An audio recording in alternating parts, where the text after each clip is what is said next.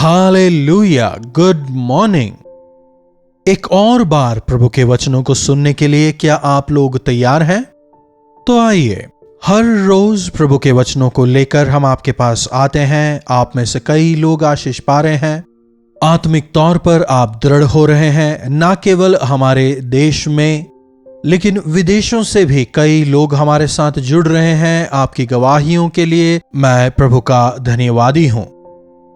आइए अपने सरों को झुकाएं, प्रार्थना के साथ आज के मनन की शुरुआत करें। महापवित्र पिता परमेश्वर, आज फिर से अपने वचनों द्वारा हमसे बात करें। प्रार्थना यीशु के नाम से मांगते हैं, आमीन। क्रिसमस हो चुका है, अब सब आराम है। क्या ऐसा कह रहे हैं? नहीं, एक और त्योहार आने वाला है। हां, नए साल को भी कई लोग त्योहार की तरह मनाते हैं। अब हमारे देश में भी यह चलन है। पहले केवल विदेशों में ही होता था। जनवरी 1 तारीख को त्योहार की तरह मनाते थे, लेकिन अब हमारे देश में भी न्यू ईयर को काफी जोर शोर से मनाया जाता है। हैप्पी न्यू ईयर कहते हुए और ज्यादा खाना पीना, नाच गाना, शोर मचाते हुए, चिल्लाते हुए, फटाके फोड़ते हुए सड़क पर घूमते नौजवानों को जब मैं देखता हूं, काफी दुख होता है। एक और साल प्रभु ने हमारे जीवनों में जोड़ा, इसलिए नहीं कि हम खाएं पिएं मौज मनाएं, बल्कि इसलिए कि हम परमेश्वर की योजनाओं को पूरा करें, कि हम उनके आगमन के लिए तैयार हों।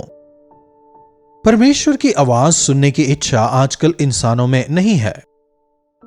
परमेश्वर मुझसे बात करेंगे, कितने लोगों में ऐसा विश्वास है?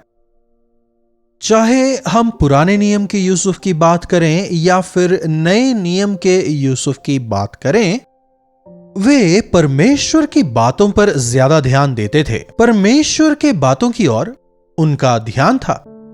इसलिए हम देखते हैं कि परमेश्वर उनसे सपनों द्वारा बात करते थे।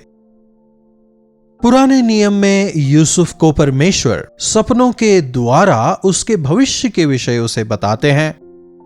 उसके प्रति जो परमेश्वर की योजनाएं हैं वे उसे बताते हैं। वैसे ही राजा के विषय या फिर राज्य के विषय में हो, परमेश्वर अपनी योजनाओं को, अपनी इच्छाओं को उसे बताते हुए हम देखते हैं। जी हां, प्रभु बात करते हैं, सपनों द्वारा भी बात करते हैं, वचन से बात करते हैं, दर्शनों से बात करते हैं, विवेक द्वारा, परिस्थितियों द्वारा भी बात करते हैं, उनके सेवकों के संदेशों द्वारा बात करते हैं। और व्यक्तिगत तौर पर आपकी बातों को लेकर जब आप प्रभु के सामने जाते हैं, प्रभु आपसे बात करते हैं। हम में से कई लोग प्रार्थना कर रहे हैं कहते हैं, लेकिन खुद ही बोलते रहते हैं, प्रभु की सुनने को तैयार नहीं। लंबी लंबी प्रार्थनाएं करते हैं, मानो प्रभु को ही सिखा रहे हों। और अगर कुछ लोगों की प्रार्थनाओं को सुने, क्या वे वाकई में प्रार्थना कर रहे हैं या फिर प्रार्थना के बहाने ऐसा लगता है मानो वो लोगों को सिखा रहे हों। और कुछ लोग तो उनसे भी एक कदम आगे हैं, वो परमेश्वर को ही सिखाने लग जाते हैं। प्रभु, क्या आप जानते हैं वचन में ऐसा लिखा है? या फिर प्रभु, क्या आप मेरी परिस्थिति को जानते हैं? रिपीट करते रहते हैं। इस नए साल में प्रवेश करने से पहले एक बात को समझें, परमेश्वर के सामने जाकर प्रार्थना करना जितना आवश्यक है, उससे भी ज्यादा आवश्यक है कि हम परमेश्वर के लिए, उनके उत्तर के लिए उतने ही आशान्वित होकर इंतजार करें। नए नियम के यूसुफ को देखिए, वो कितना अधिक आज्ञाकारी था। कितनी बार परमेश्वर उससे बात करते हैं, स्पष्टता से उससे बात करते हैं। अपनी योजनाओं को वे यूसुफ को बताते हैं। यूसुफ को क्या करना है, कैसे करना है, मरियम को अपनाना है, घर लाना है, सब कुछ प्रभु बताते हैं।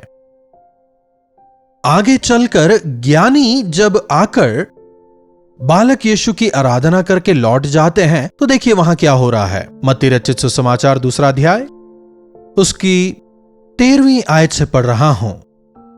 उनके चले जाने के बाद, अर्थात ज्ञानियों के चले जाने के बाद, प्रभु के दूत ने यूसुफ को स्वप्न में दिखाई देकर कहा, उठ और उस बालक और उसकी माता को लेकर मिस्र देश को भाग जा, और जब तक मैं तुझसे ना कहूं तब तक वहीं रहना, क्योंकि हेरोदेस इस बालक को ढूंढने पर है कि उसे मरवा डाले। प्रभु का जो दूत है स्वप्न में आकर यूसुफ से बात करता है। सोएं तभी तो स्वप्न देखेंगे ना। क्या वाकई में रात को नींद आती है? जब हम गहरी नींद में होते हैं तभी हमें सपने आते हैं। सोने के बाद भी बहुत देर तक हम डीप स्लीप में नहीं जाते। कहना गलत नहीं होगा कि हमारा जो माइंड होता है वो ऑफ नहीं होता। मतलब हमने दिन भर क्या काम किया, हम कहां कहां गए, या फिर आज क्या काम नहीं हो पाया, कल हमें कहां जाना है, किसके साथ मीटिंग है, क्या करना है, इन बातों के विषय ही जब हम सोचकर सोते हैं तब सपने में भी हम यही देखते हैं।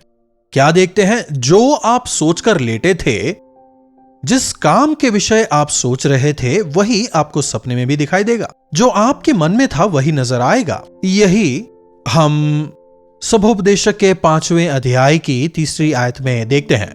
कार्य की अधिकता के कारण स्वप्न देखा जाता है। कार्य की अधिकता के कारण स्वप्न देखा जाता है। मतलब जिस कार्य में आप अधिक समय बिताते हैं वही सपने में भी देखते हैं। अगर पैसे के बारे में ज्यादा सोचते हैं तो सपने में भी वही दिखेगा। भोजन के विषय में ज्यादा सोचेंगे तो भोजन ही नजर आएगा। अगर अपने शत्रु के बारे में ज्यादा सोचेंगे तो सपने में भी आपको अपना शत्रु ही नजर आएगा। देखिए, इस प्रकार के सपने में और जो सपना या दर्शन जिसके द्वारा प्रभु बात करते हैं, इनमें काफी फर्क है। हम में से कई लोगों को सपने में वही चीजें ज्यादा नजर आती हैं जिनके बारे में हम ज्यादा सोचते हैं या फिर चाहते हैं। उनमें कोई गहराई नहीं होती, ना ही वे पूरी होती हैं। ना ही कुछ सपने ठीक होते हैं। कुछ सपने हमें भयभीत करते हैं, कुछ आशाओं को जगाते हैं। लेकिन जब हम डीप स्लीप में चले जाते हैं, या फिर यूं कहें कि जब हमारा माइंड स्विच ऑफ हो जाता है, जब हम गहरी नींद में चले जाते हैं, उस समय हमारा परमेश्वर के साथ कनेक्ट होना आसान हो जाता है। जब हम प्रार्थना में अपने आप को जब हम तैयार करते हैं, अगर हम प्रभु की इच्छाओं को तलाशते हैं, परमेश्वर सपनों द्वारा भी हमसे बात करते हैं। यूसुफ हमें कहीं भी बात करते हुए भी नजर नहीं आ रहा। चाहे मनुष्यों से बात कर रहा हो या परमेश्वर को सिखा रहा हो या सवाल कर रहा हो, ऐसा कहीं नजर नहीं आता। चुप रहकर परमेश्वर की आज्ञा को मानते हुए हम देखते हैं। यूसुफ को कुछ समझ नहीं आ रहा, लेकिन बस वो परमेश्वर पर विश्वास करता है। और जब वो सोच रहा होता है कि क्या करना है या फिर कैसे करना है, परमेश्वर अपने स्वर्गदूत द्वारा सपने में उससे बात करते हैं। तो उठकर शिशु और उसकी माता को लेकर मिस्र को चला जा, क्योंकि हेरोदेश उसे मारने का प्रयास कर रहा है। तब तक यह कोई नहीं जानता था, लेकिन परमेश्वर तो सब कुछ जानते हैं ना। तो परमेश्वर उसे सपने में मिस्र जाने की आज्ञा देते हैं।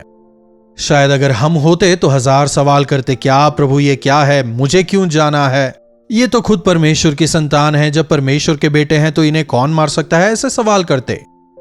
लेकिन यूसुफ ने क्या किया? देखिए 14वीं आयत में इसके जवाब को हम पाते हैं। वह रात ही को उठकर बालक और उसकी माता को लेकर मिस्र को चल दिया। बस परमेश्वर की आवाज को सुनते ही उठ जाता है, सुबह का इंतजार नहीं करता। उठकर जैसे परमेश्वर ने आज्ञा दी थी, बालक यीशु और उनकी माता को लेकर वो मिस्र देश को चला जाता है, जैसा कि पहले भविष्यवाणियों में कहा गया था। परमेश्वर हमेशा हमसे बात करने की इच्छा रखते हैं। विभिन्न तरीकों से वे हमसे बात कर रहे हैं। प्रभु के सेवकों द्वारा, वचनों द्वारा वे हमसे बात करते हैं। जब हम प्रार्थना करते हैं वे हमसे बात करते हैं। लेकिन कितने लोग उनकी आवाज को सुनकर उनकी आज्ञा मानते हैं? देखिए, क्रिसमस वगैरह सब खत्म हो गया है ना, तो कई सारे लोग एकदम निश्चिंत हो गए हैं, चुप हो गए हैं। अब 31 को उनकी आंखें वापस खुलेगी। लेकिन आने वाले साल के लिए परमेश्वर की मेरे प्रति क्या योजनाएं हैं, प्रभु मुझसे क्या चाहते हैं, मुझे क्या करना है, परमेश्वर क्या चाहते हैं कि मैं कौन से काम करूं, मैं कौन से मार्ग को लूं। यूसुफ को देखिए, वो इसी ख्याल में वहां लेटा होगा। परमेश्वर पिता, आपने अब तक जो कुछ मुझसे कहा मैंने किया। आपने कहा मरियम को अपना, मैंने अपनाया। उसके पुत्र जनते वक्त मैंने उसका ख्याल रखा। बेटे को हम मंदिर ले गए, नामकरण करवाया, खतना करवाया। अब तक मैंने इस बालक की, परमेश्वर के बेटे की देखभाल की है। अब नेक्स्ट मुझे क्या करना है, आगे क्या चाहते हैं, यही सोच रही होगी। नींद में फिर से परमेश्वर उससे बात करते हैं। जब परमेश्वर की आवाज सुनता है वो उनकी आज्ञा मानता है। फिर दोबारा देखिए, कुछ समय मिस्र में रहने के बाद परमेश्वर दोबारा उससे बात करते हैं। 19वीं आयत में देखिए, दोबारा वे उससे बात कर रहे हैं। हेरोदेश के मरने के बाद देखो, प्रभु के दूत ने मिस्र में यूसुफ को स्वप्न में दिखाई देकर कहा, उठ, बालक और उसकी माता को लेकर इस्राएल देश को चला जा, क्योंकि जो बालक के प्राण लेना चाहते थे वे मर गए हैं। यूसुफ दोबारा उठता है और प्रभु की आज्ञा मानता है। जब परमेश्वर ने उसे जाने को कहा वो जाता है, आने को कहा तो वो आता है। ओबीडियंस, परमेश्वर की आज्ञाकारिता, परमेश्वर से सवाल किए बिना उनकी आज्ञा मानना। जब हम ऐसे करते हैं परमेश्वर महान कार्य हमारे द्वारा करते हैं। तो सपनों के द्वारा भी परमेश्वर बात करते हैं। क्या आप सपने देखते हैं? कई लोगों को सपने आते हैं। कई लोग आकर कहते हैं कि रात को हमने सपना देखा, एकदम सफेद और चमकीले कपड़ों में। मैंने किसी को सपने में देखा, उसके पैर पीछे की ओर मुड़े हुए। एक व्यक्ति कहता है, समझ रहे हैं, मैंने सपने में एक बहुत भयंकर आवाज सुनी, मैं ही परमेश्वर हूं, मैंने सुना। फिर जब मुझे स्पष्ट दिखाई दिया तो मैंने देखा बड़े बड़े दांत और सींग हैं। देख रहे हैं? जी हां, दूतों का भेष लेकर स्वर्गदूत आजकल कई लोगों को भटकाने का प्रयास कर रहा है। मुझे भविष्यवाणी का वरदान है कहकर आजकल कई लोग झूठी भविष्यवाणियां कर रहे हैं। एक व्यक्ति भविष्यवाणी करता है, भाई मैं देख रहा हूं यरीहो की दीवार की तरह तुम एक आराधनालय का निर्माण करोगे। वचन जानने वाला एक व्यक्ति वहां पर था। यह कैसे संभव है? क्योंकि वचन हमें बताता है कि यरीहो की दीवार को दोबारा बनाने वाला श्रापित होगा। तो यह कैसे संभव है? या तो उस भविष्यवक्ता को बाइबल का ज्ञान नहीं था या फिर वो शैतान की ओर से था। इसी प्रकार जब भी कोई भविष्यवाणियां सुनते हैं या सपने देखते हैं वो वचन के अनुसार होना चाहिए। हर सपना आपको परमेश्वर की ओर से आया है ऐसा ना समझें। शैतान भी रूप धारण कर कभी कभी जिन चीजों के बारे में हम सोच रहे होते हैं या जिनकी हम आशा करते हैं वो हमें सपने में दिखाता है। तो इसलिए चीजों को देखकर भ्रमित ना हो, लेकिन उसे वचन के आधार पर परखें। जब हम उसे वचन के आधार पर परखेंगे यह परमेश्वर की ओर से है कि नहीं हम समझ पाएंगे। फिर एक और बात जो ध्यान रखने की है वो यह कि जो लोग वचन को ज्यादा पढ़ते हैं या वचन के साथ में समय बिताते हैं, परमेश्वर उनसे करीब करीब 100 में से 100% वचन के द्वारा ही वे उनसे बात करते हैं। जिनके पास बाइबल नहीं है या जो अनपढ़ हैं या फिर जो अन्य जाति हैं, जब मैंने उन लोगों से बात की और पूछा कि तुमने कैसे उद्धार पाया, तुम्हें कैसे समझ में आया, तो उनका जवाब था कि मैंने स्वप्न देखा या परमेश्वर ने दर्शन दिया। रोज प्रभु मुझे दर्शन देते थे या फिर मेरे सपनों में आते थे। तो जो वचन को नहीं जानते उनसे परमेश्वर दर्शन या सपनों द्वारा बात करते हैं। सबसे परमेश्वर सपनों में ही बातें करते हैं ऐसा नहीं है, इसलिए वचन को पढ़ना जरूरी है। सपनों में भी वे बातें करते हैं, भले ही आप वचन को पढ़ने वाले हों। तुरंत और स्पष्ट तौर पर अपनी योजनाओं को आप तक पहुंचाने के लिए प्रभु सपनों द्वारा भी बात करते हैं। एक बार यदि हम अय्यूब की पुस्तक उसके 33वें अध्याय की 14वीं आयत से देखें, क्योंकि ईश्वर तो एक क्या वरन 2 बार बोलते हैं परंतु लोग उस पर चित्त नहीं लगाते।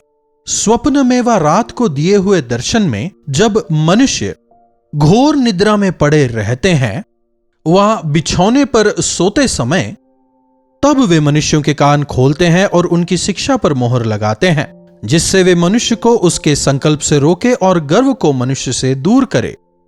वे उनके प्राण को गड्ढे से बचाते हैं और उनके जीवन को खड्ग की मार से बचाते हैं। पुराने नियम में हम कई बार देखते हैं कि अन्य जातियों के राजाओं से परमेश्वर ने सपनों द्वारा बातें की। उन्हें उसका अर्थ समझ नहीं आया।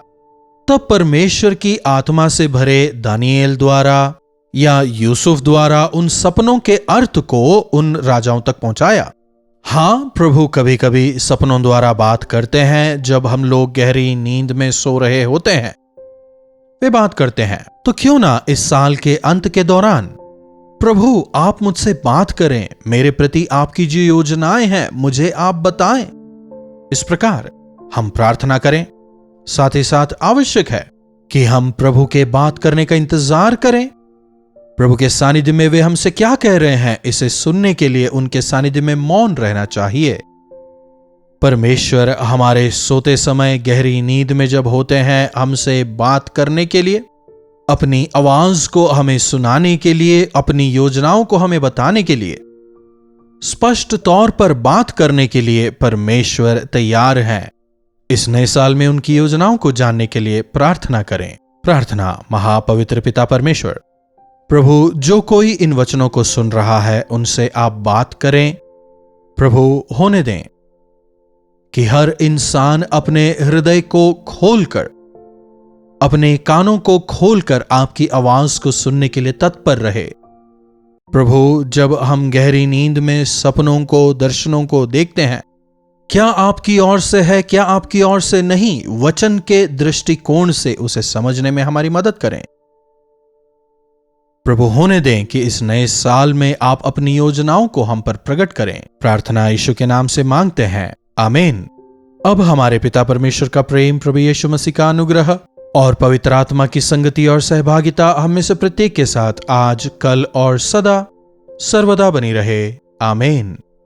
प्रभु परमेश्वर की महिमा हो। अपने प्रार्थना विषयों को आप हमें 9884907779 पर व्हाट्सएप, वॉइस मैसेज या टेक्स्ट के द्वारा भेज सकते हैं। अपनी विनतियों को हम उनके सामने लाएं, प्रभु का इंतजार करें। प्रभु अवश्य बात करेंगे। दोबारा मिलने तक प्रभु का अनुग्रह हम पर बना रहे। कलवरी दर्शन, ये है प्रेम के दर्शन, यीशु प्रेम के दर्शन।